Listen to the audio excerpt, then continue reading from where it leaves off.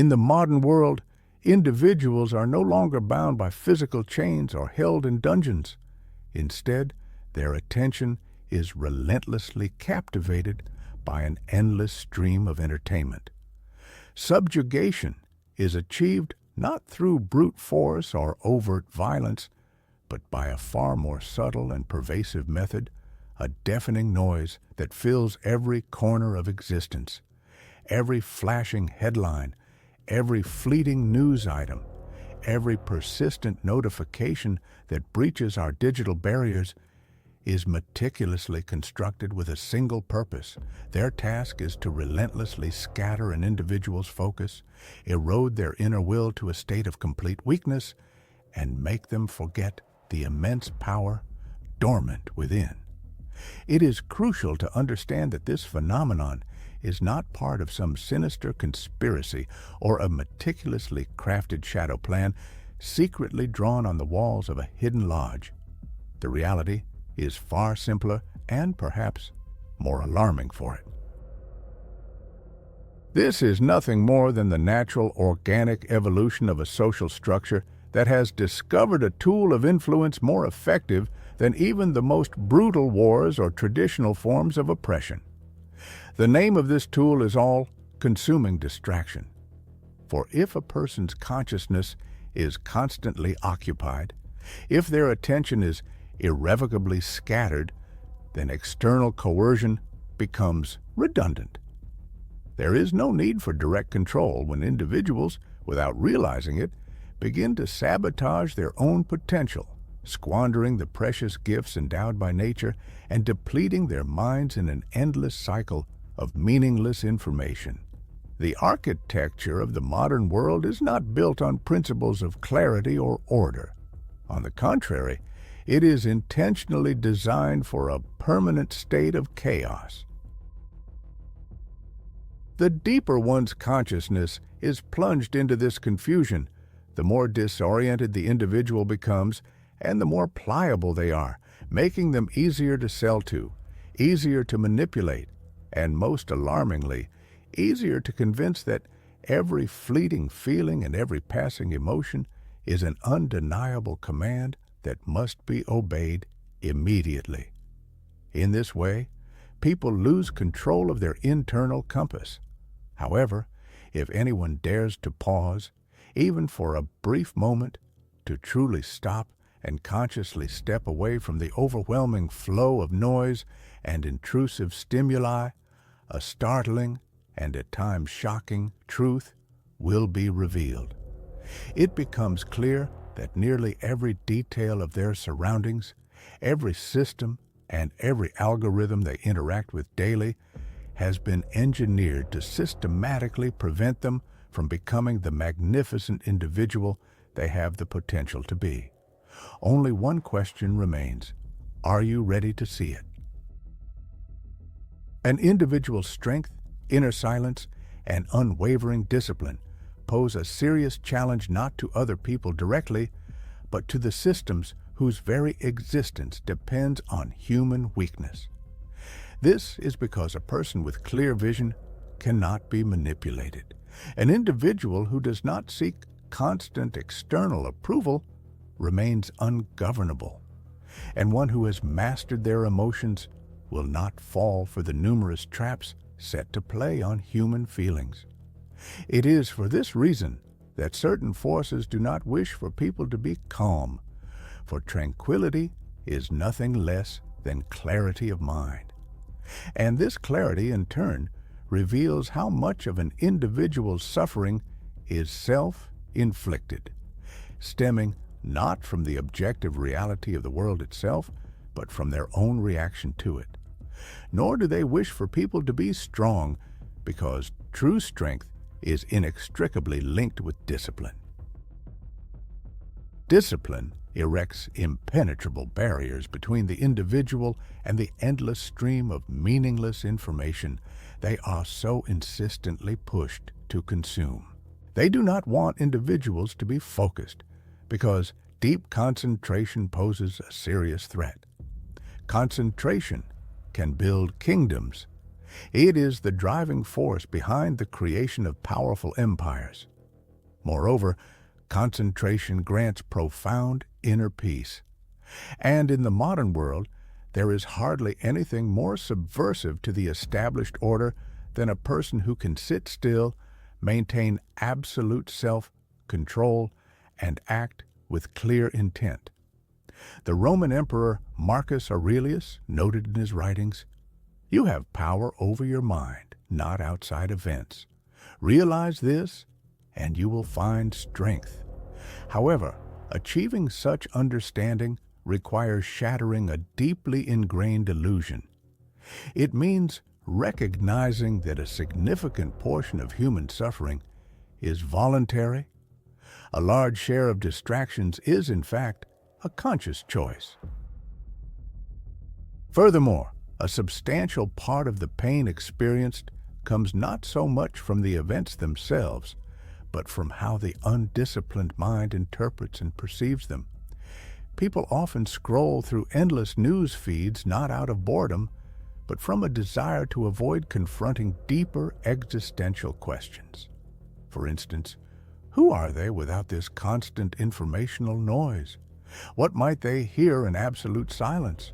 What would happen if they truly concentrated on their purpose, not for a fleeting moment, but for a month, a year, or even a lifetime?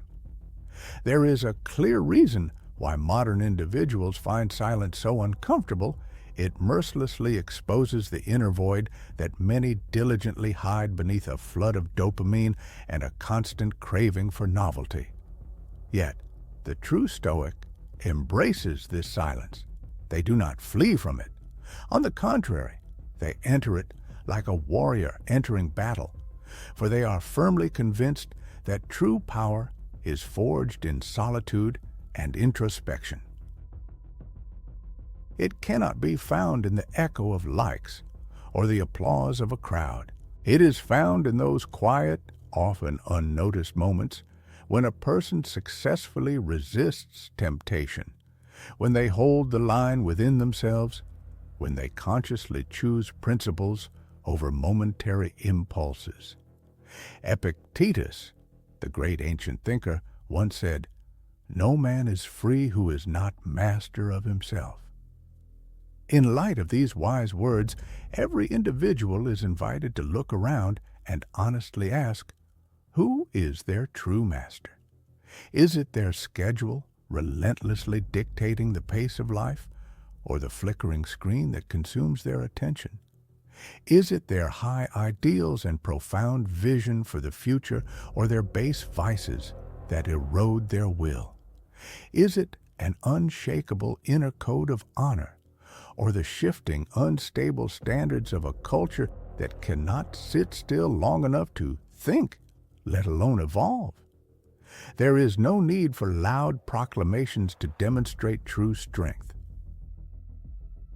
There is no need to display feelings for them to have weight and significance.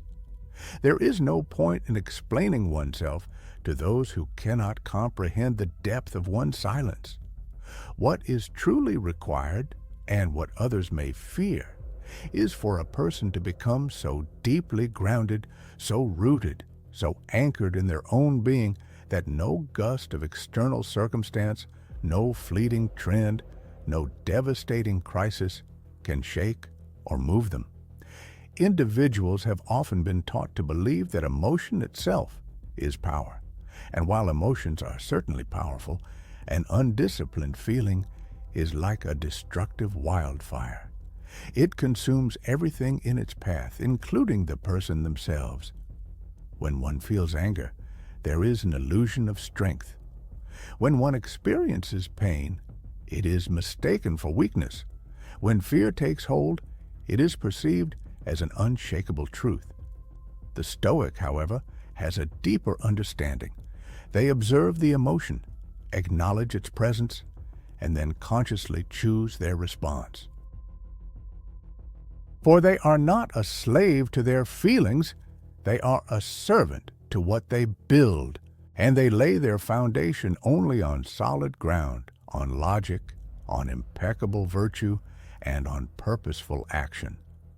There is something potentially dangerous in the behavior of an individual who remains externally calm in the face of provocation.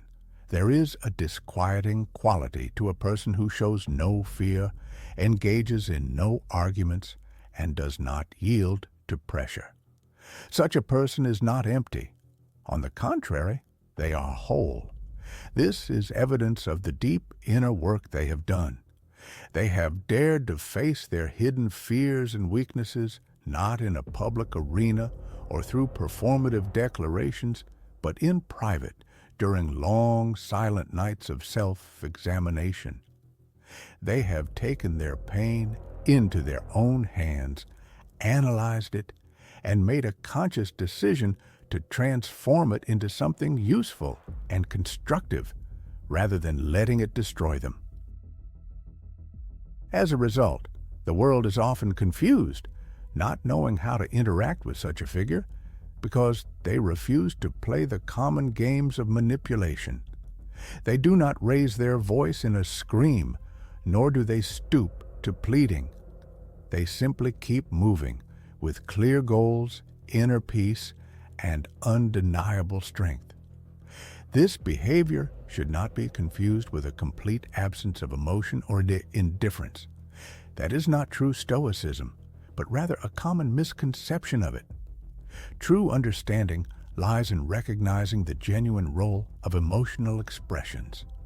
Emotion is the spark, not the fire. It is the signal, not the verdict. If a person allows themselves to be completely controlled by it, it may ultimately lead to their demise. However, if an individual learns to observe their feelings, filter them, and channel them through the purifying fire of reason, then emotion is transformed into powerful fuel for progress. In this case, it becomes a source of true inner strength. As Seneca wisely remarked, we suffer more often in imagination than in reality. If this statement holds true, then the greatest weapon a person possesses is their self-control. This is not about a superficial restraint designed merely to hide inner pain from others, but about a deep, quiet, and unshakable strength. This power stems from the profound realization that human nature is designed to withstand any trial, transforming suffering into wisdom and hardship into clarity. Most modern men are immersed in endless streams of information, but are starved of true discipline. They live in unprecedented comfort, yet this comfort, paradoxically, strips them of their fortitude. Such people tend to fold at the slightest inconvenience, get lost in the whirlwind of chaos, and, most alarmingly, are inclined to accept this state of affairs as the norm. This happens because they have been taught that emotional displays are sacred. The pursuit of comfort is the highest virtue, and true inner strength is something potentially dangerous. The authentic path, however, demands a different approach. A person must become someone who does not need to constantly explain their actions, who does not seek external validation, and who can silence the external noise. This happens not because the noise becomes inaudible, but because its content loses all meaning to their inner being. Their potential danger lies not in aggression, but in the gravity of their presence. This is achieved not by overpowering others, but through complete mastery of the self, of one's thoughts and actions. There will always be countless reasons to retreat, to show weakness, or to postpone an inevitable decision. But a person at their highest is not made for such surrender. They were created to rise above circumstances, to lead with confidence, and to endure any trial. This transformation begins the moment they stop outsourcing their mind to systems designed to profit from their vulnerability and weakness.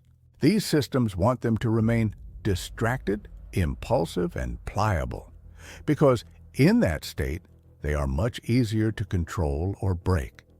Instead, one must become immovable in their core, intensely focused in their intentions, and absolutely unshakable. Then they will watch as their own tranquility begins to shatter the noise around them. This is achieved not through a show of brute force, but by the sheer weight of their unshakable presence. This is the true path of the Stoic, the path of a person who wins the only war that matters, the one within. They are a person no one can own, because they already own themselves.